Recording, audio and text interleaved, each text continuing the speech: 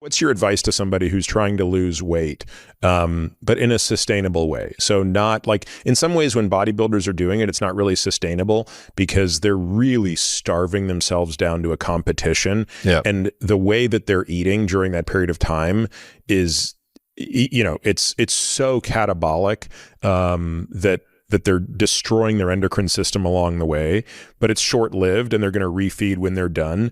And so while we can talk about all of the different things that they might stack and do all simultaneously, you know, what's your view on the sustainable way to lose 10 pounds and keep it off in terms of deficit?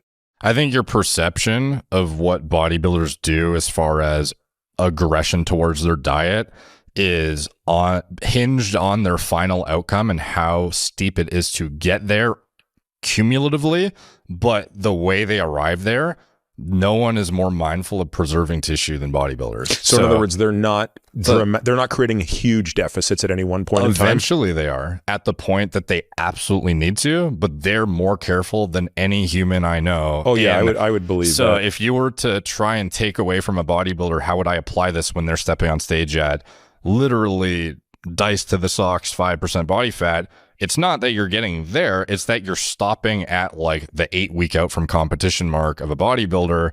Maybe not 8, maybe like 10 or 12, but the process they took to get even there was very staggered, calculated. Yeah. They would not reduce. And by the way, 10 to 12 weeks out, what's their body fat relative to that 5 they're going to step on stage?